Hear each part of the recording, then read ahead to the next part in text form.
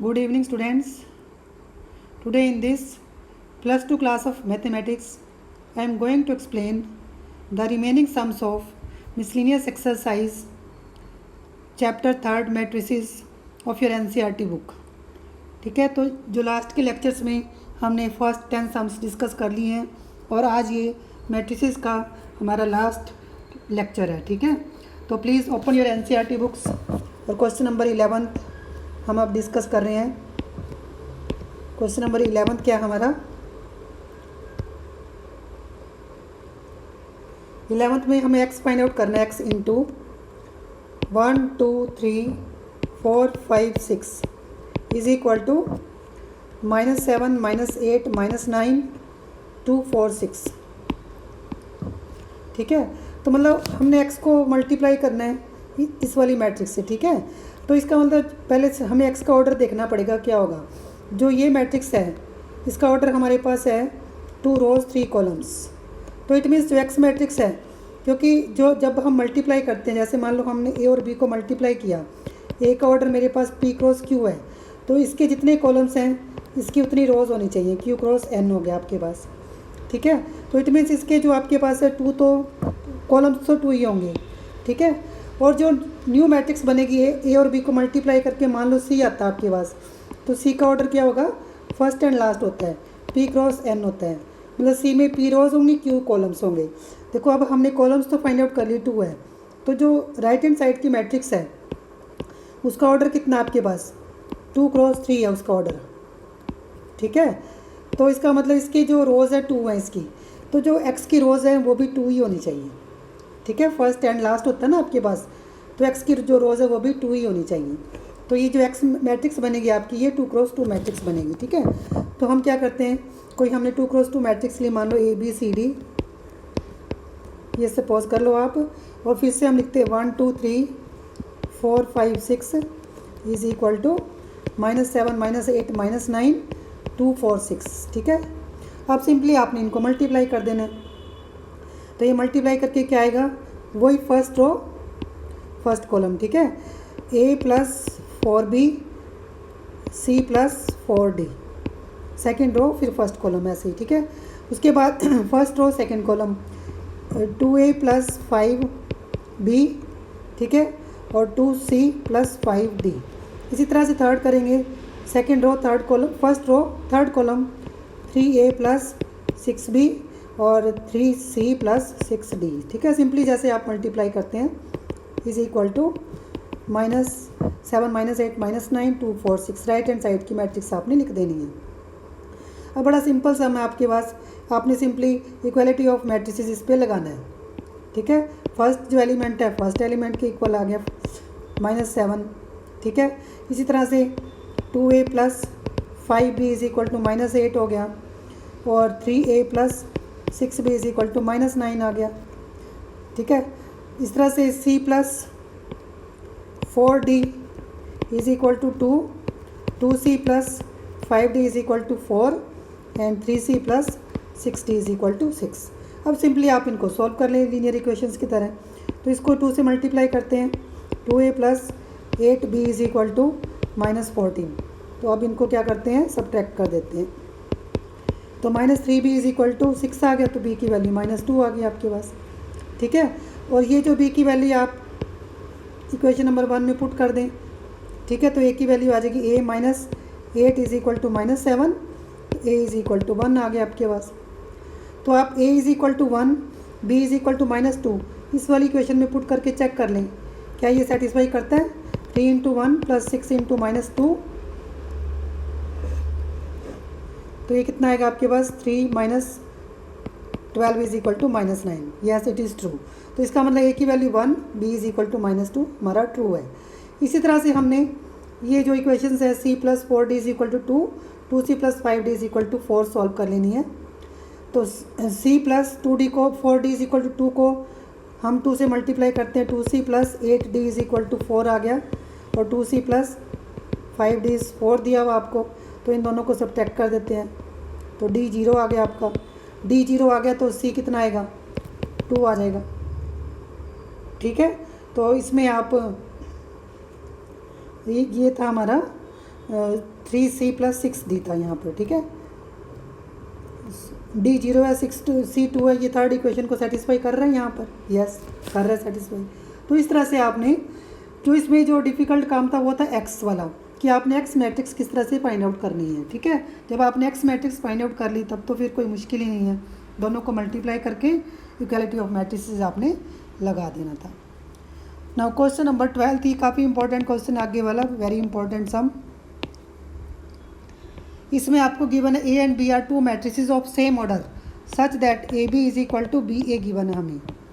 हमने प्रूव करना by mathematical induction A B N is equal to B N A, ठीक है। और फिर इसके बाद further prove that A B की power N is equal to A N B N for every natural number N. तो सबसे पहले हम ए इसको प्रूव करते हैं, ठीक है। A B N is equal to B N A को to prove A B N is equal to B N A. तो सबसे फर्स्ट स्टेप क्या था हमारा, for N is equal to 1।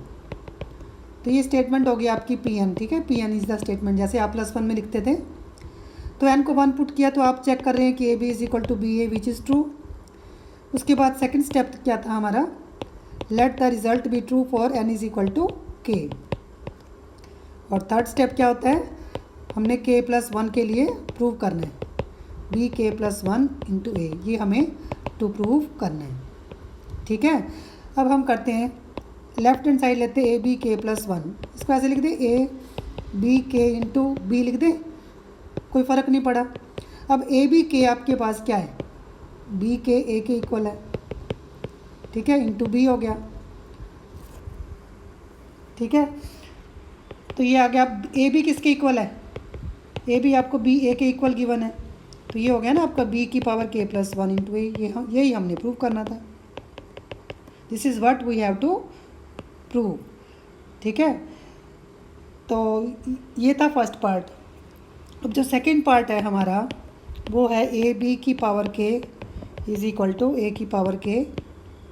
तो आप 1 के लिए चेक कर रहे हो, 1 के लिए सॉरी n है यहाँ पर, ठीक है। तो first step n is equal to 1 के लिए आप चेक करेंगे, ए बी की पावर 1 इज इक्वल टू ए की पावर 1 बी की power 1 which is true.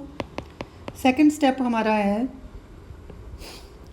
k के लिए हमने सपोज कर लिया ट्रू है, ए बी की power k is equal to ए की पावर k बी की पावर k। तो थर्ड स्टेप हमने जो प्रूव करना है, ए बी की power k+1 is equal to ए की पावर k+1 बी की पावर k+1। अब हम लेफ्ट हैंड साइड लेते हैं कि पावर ए बी की पावर k+1, इसको ऐसे लिख सकते हैं ए बी की power k into a b, ठीक है। अब जो ए बी की पावर k है, k के लिए रिजल्ट ट्रू था हमारा, इसको सेपरेट करके लिखते हैं ए की पावर k बी की पावर k ए बी, ठीक है। अब जो बी के ए हमारा है वो अभी हमने ऊपर प्रूव किया, वो किसके इक्वल है, ए की पावर ए बी के इक्वल है, ठीक है। अभी हमने प्रूव किया ना, ये दोनों स्टेप्स इक्वल है। तो इसको आप कंबाइन कर दो, अब ए की पावर्स को इकट्ठा कर देते हैं, ए की पावर k+1 बी की power k+1। This is what we have to prove, therefore result is true for n is equal to k+1, hence the result is true for every natural number n। इस तरह से आपने करना है, ठीक है। तो क्वेश्चन नंबर 13, इसके बाद ए हमें गिवन है alpha beta gamma minus alpha such that A square is equal to I है। तो ये MCQ का क्वेश्चन है, हमें बताना है इसमें से कौन सी चॉइस करेक्ट है, ठीक है। तो बड़ा सिंपल है, इसको आप मल्टीप्लाई कर दो, बस करना ही क्या है इसमें, alpha beta gamma minus alpha is equal to I हो गया। खोल देते हैं सिंपली, वही first row first column, alpha square plus beta gamma, फिर अल्फ़ा गामा, ठीक है, alpha gamma minus alpha gamma, ठीक हो गया।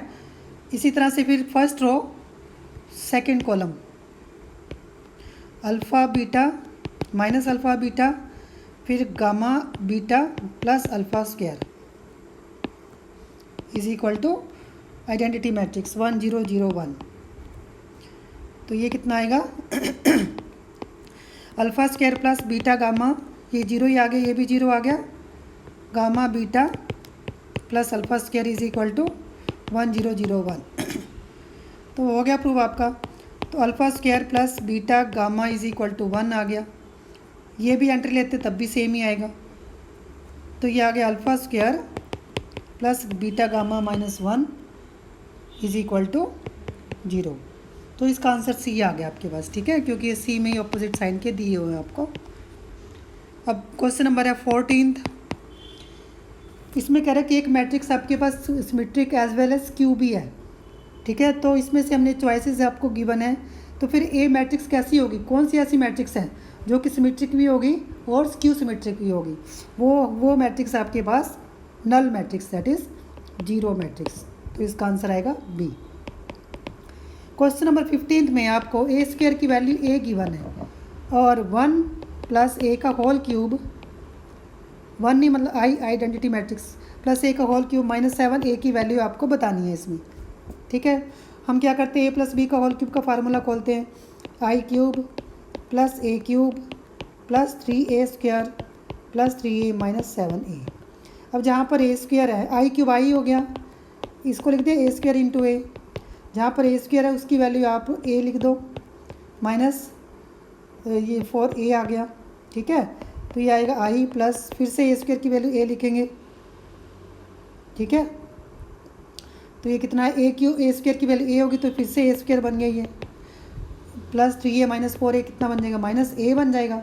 ए स्क्वायर की वैल्यू फिर से ए करेंगे, आई प्लस ए माइनस ए, तो ये कितना आ गया, आई आइडेंटिटी मैट्रिक्स आ गया बस।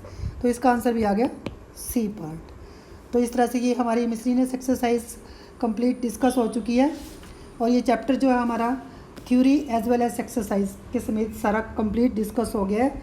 तो इसको आप एक बार अच्छी तरह से कर लेना, इसके बाद फिर एग्जाम्पलर में से करना आपको, जैसे मैंने बताया था। फिर आपने कोई रेफरेंस बुक लेनी है आर.डी. शर्मा वगैरह, ठीक है। उसके बाद आपने कोई MCQ की बुक करनी है। तो इसके बाद इस क्लास के बाद हम करेंगे डिटर्मिनेंट्स की जो है एक्सरसाइजेस, उसकी जो थ्योरी है वो भी हमने कंप्लीट कर ली है। तो यदि आपको वीडियो अच्छी लगी है तो please like share and subscribe करें, and if you have any doubts please write in the comment box. Thank you.